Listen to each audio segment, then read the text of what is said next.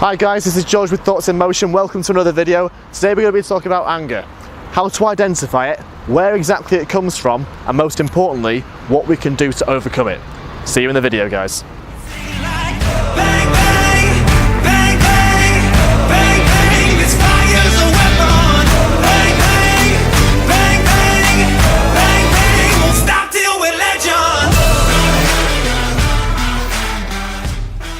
Okay guys, so we're talking about anger today. First of all, we've got to think about what is anger exactly, because the word gets bandied around a lot nowadays. I mean, you say, oh, I'm so angry, oh, I'm fuming about this. Where is it really sufficient just to say, I'm angry? I would argue that it's not, because angry is very basic emotion to say. It's not really identifying with what's at the core of what you're feeling. So anger is what we call a primary emotion. It's like something that's primed within us. It's really, really raw. But from that come a subset of emotions which are more specific, and they can give us some information about what we're actually feeling and get us to the root of the problem, if you will. So from anger come things like repression, dejection, feeling wronged, feeling frustrated. Frustration is a really big one, and that can be the root of a lot of anger. And anger can also lead to other things. So anger is like a primer to things like depression. And in some respects, anger is actually a good thing, because it shows us that we care and we actually give a shit about what's happening in our lives, that we can get angry about it. The worst situation is when you become depressed, where you don't have the energy to be angry anymore. You've gone beyond anger and you can't actually fight it anymore. That's when people become depressed, and that's when horrible things do start happening, because depression is an awful thing. So, in some essences, paradoxically if you will, be kind of grateful that you're angry and think that this is a normal thing to be experiencing. I'm trying to protect myself by being angry. Okay, so that was the first step. It's identifying what the exact emotion you're feeling is. And then we try to match that emotion with a stimulus. What's a stimulus?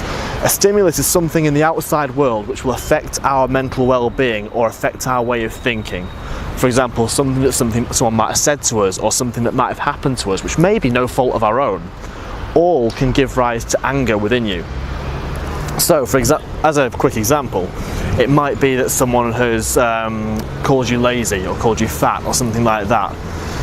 And that might not even be valid, but it still makes you angry, doesn't it? It really gets you inside. But it's not just anger, it might be resentment towards that person, it might be self-loathing, it might be a sense of low self-esteem, which is leading to anger. And it's these things that we're really trying to get at. So, for example, the low self-esteem. What can you do to give yourself a higher sense of self-esteem? I mean, that's a whole topic for a whole nother video, but you can see what I mean. It's identifying with the core of what you're feeling and then taking action to actually remedy the problem. But we can't take the same action for all problems, because all problems aren't created equal. So what I'd invite you to do is to grade your anger levels out of 10, with 10 being the most angry that you've ever felt in your life, and 1 being, okay, this will pass, I can deal with this. Because more often than not, we over-egg how angry we actually are. So we might be feeling like it's a 9, we're like, I'm convinced that I'm feeling a 9 right here in terms of anger. But actually, in relation to other experiences you've had and overcome, it might not be that intense. And that's something important to keep in mind also, is that most likely you've experienced more aggravating conditions than this in the past and have overcome them or got over them with time.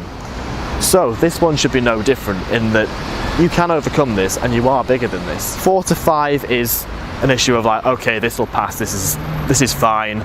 Yeah, I'm feeling like crap at the moment, but with time and space, it'll get better. 7 to 8, right, we're getting into quite angry territory now, so we're gonna have to think about, okay, I need to talk about this, I need to get it off my chest. So talking to friends, talking to family members is absolutely invaluable in trying to gain different perspectives on the situation and really bring things into focus. If you're really at a 9 or 10, that's some serious business. So we're talking about things like going to see your GP, we're talking about antidepressants, we're talking about going to see psychiatrists, because it can really get that problematic. And if you let that anger build and resonate within you over time, it'll lead to much darker things down the road and it'll send you down quite a nasty path. And that's one thing I do want to say, is anything in this world that can help you, as long as it's healthy and as long as it's productive, by all means try it, because what have you got to lose really? I mean, seeing a psychiatrist, some people might say, what are you seeing them for? Can't you deal with it on your own? Aren't you big enough of a man to do that, or woman to do that? Whereas really, you've got to think, okay, what's best for me at this point? If speaking to someone who's got professional training in this area would help me, why the hell wouldn't I seek that out? What's wrong with that? The answer is absolutely nothing. Exactly the same for antidepressants. Like, some people, it doesn't work. Like, drugs don't work the same on all people. And even calling them drugs is kind of like a misnomer because it's got a bit of a bad reputation about it. But antidepressants have worked wonders for certain people, especially people that I know as well. And I would recommend them to everyone just as a trial, because again, what have you got to lose? It could help you to no bounds, it could do absolutely nothing. You're not going to lose out by taking them. So now we'll go to more practical solutions of how to resolve one's anger. So a good technique that I've developed is something called the emergency stop push button, because as an engineer I work at a power station, I work with lots of big machinery, and on all those bits of machinery you've got a push button to say, okay, stop what you're doing, whatever you're doing, you're going wrong, stop it. You can do that analogy with our brains, because our brains are very complicated bits of machinery in essence, if you want to make that analogy. And sometimes they are that complicated, they will have faulty inputs, they will go bad in their trail of thought now and again. So what I'd like you to try is the next time you're feeling like you're going a bit out of control, imagine a big red button in your head and slam that button. And that says, okay, stop all thought processes, just sit idle for 5 minutes. Try not to let any thoughts in, just think about nothing if you can, or think about something else if you can. Those 5 minutes of silence can be what you need to ground you, really. And for you to think, okay, those thoughts were getting out of control, can I think about the problem in a more reasonable way now? If it gets beyond that stage and you start ruminating, which is something I'm really bad at, like the thoughts just keep turning around over and over again, becoming less and less productive as it does so, and you're not really getting anywhere, then by all means just speak to a psychiatrist, seek help, because it could be exactly what you need. Someone else who's professionally trained who can give you different insights and drill down to the core of what you're feeling, because let's face it, emotions can be complicated. You might not be able to do that for yourself, you might need someone to guide you. If that is you, by all means seek out that help, because it can work absolute wonders for some people. The last thing I'm going to say to you guys is that anger, like any other emotion, is a temporary thing. Like, we don't feel angry all the time, 100%, 24 hours a day. It's impossible to feel that way, because we wear ourselves out in the end. So if you consider any emotion that you might be feeling, it's not just like secluded to anger, it could be something like anxiety, it could be joy even, it could be a positive emotion. No emotion is fixed, and no emotion stays there forever. So, you may be going through a tough time right now, but think about it. Will you be considering this issue in a year's time? In 5 years' time? Will you feel exactly the same with no progress? It's highly unlikely, it really is.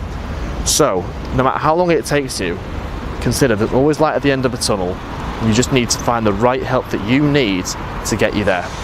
So that's all for this video, guys. Be sure to subscribe to our YouTube channel at Thoughts in Motion UK.